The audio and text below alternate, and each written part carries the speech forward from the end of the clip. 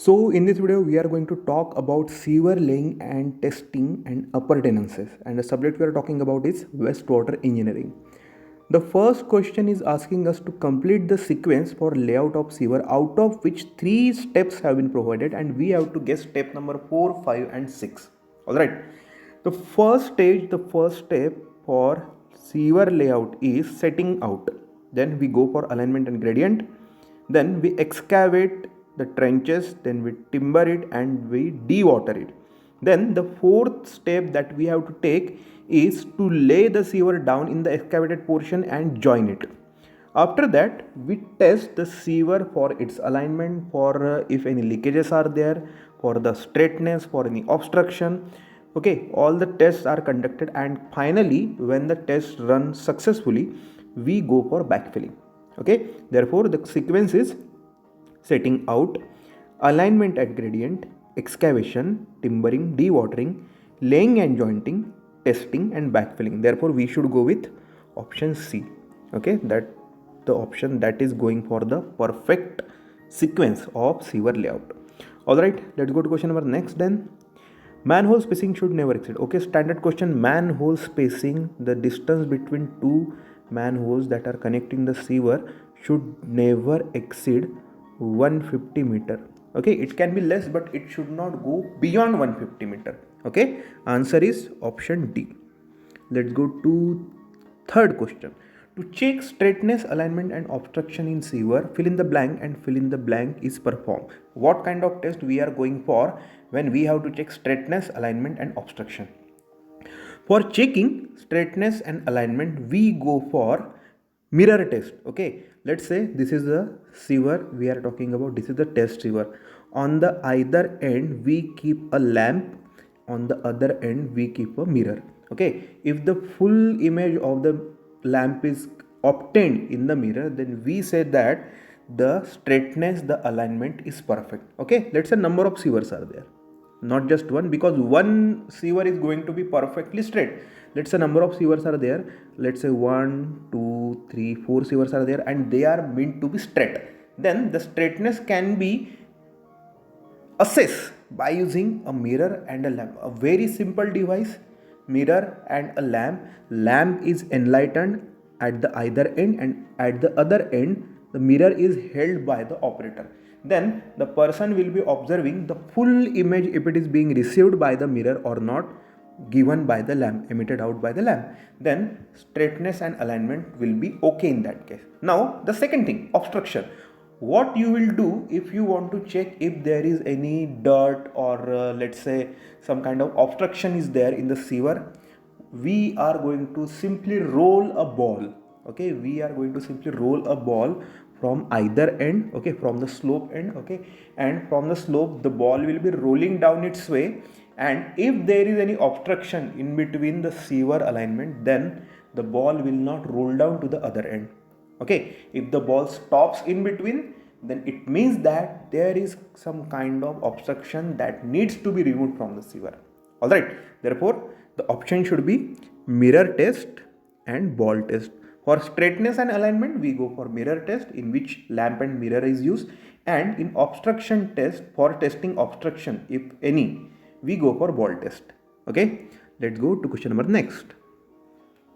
To check leakage or crack or gap in sewer, test that can be performed is gas test, then air test, then water test. Okay, for example, if there are two sewers connected, and if we have a doubt that the sewer is somewhere having a crack or gap or leakage, then what we will do, we will insert a specific gas and we will cover the ends. Okay, the two ends will be covered, and if the gas concentration is stressed somewhere outside the sewer, then it means that some crack or gap or leakage is there. Similarly, we can carry out the same thing by using air. We will insert pressurized air, and if the air pressure is lowering down, then it means that some leakage is there. Okay, if there is no leakage or crack or gap, the air pressure should remain almost constant for a given period of time. But if it is not staying constant, then it means that the sewer has been punctured somewhere. Okay, this is the simple test we can do for determination of leakage or crack or gap. Then water test is there.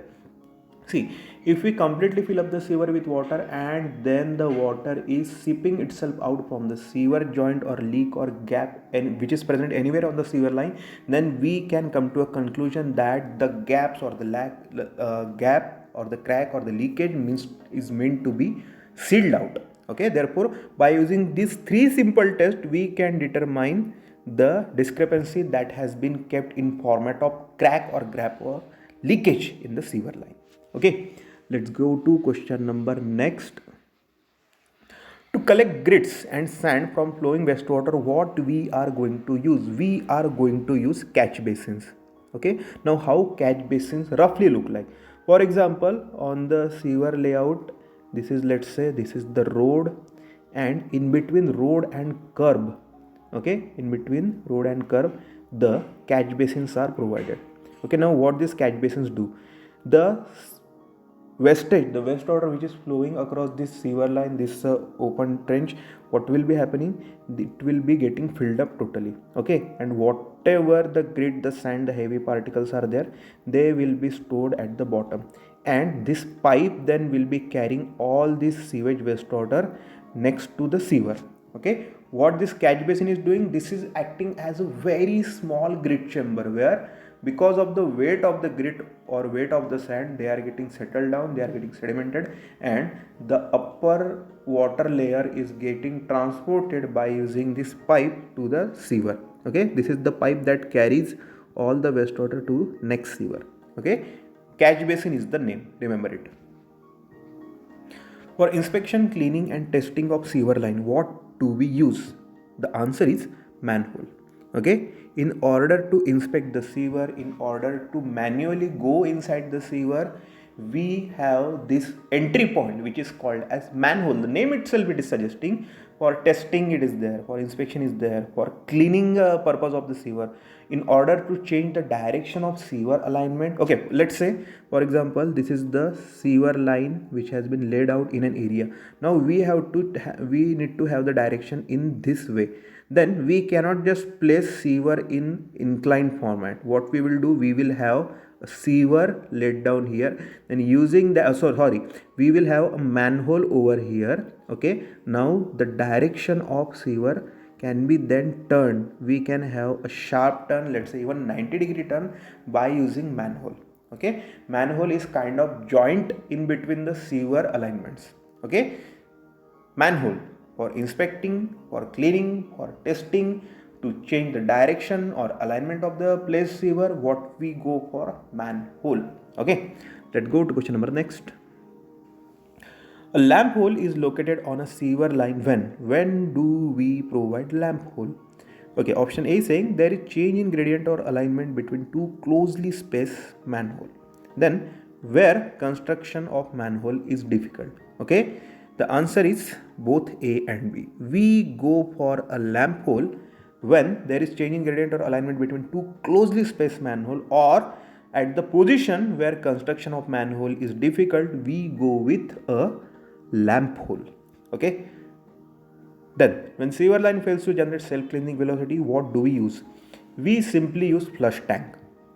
Okay, along the cross section of the sewer a flush tank is provided, and this flush tank does what? It will allow itself to get filled up with sewer to a specific limit, and after that the compressed air and the water will be used to throw all the settled waste which is inside this flush tank and which is inside the sewer, and the clogged waste, the locked waste will go away. Okay, a flush tank can be automatic or manual. In automatic flush tank, the water level and a siphon is there. Okay, by using that float, by using that siphon, the automatic cleansing action takes place. Or manually, an operator will be coming over there and he will be periodically using the manual flush tank in order to get rid of the clogged waste material inside the sewer.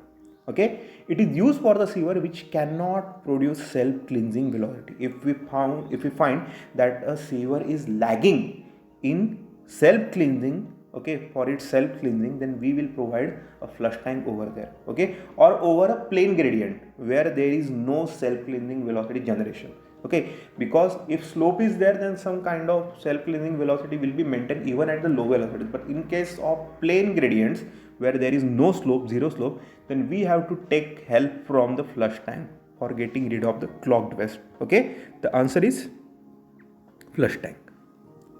Then an inverted siphon. What does an inverted siphon do? It runs under pressure more than atmospheric pressure. Yes. Then it is also known as depressed sewer. Very correct. Then it helps carrying sewage under obstruction. Okay, siphon is like this, inverted siphon is like this. Okay, if there is an obstacle which cannot be removed while laying the sewer, then we will go with an inverted siphon which will be connecting the two sewers and it will be carrying all the sewage below that obstacle and to the next sewer. All right. So that was all regarding the topic. If you like the video, please press the thumbs up button, then subscribe to Simplified Learning. And yes, I will be uploading the PDF of the same question on the Telegram group. So do join the Telegram channel. Okay, till then, take care. Bye bye.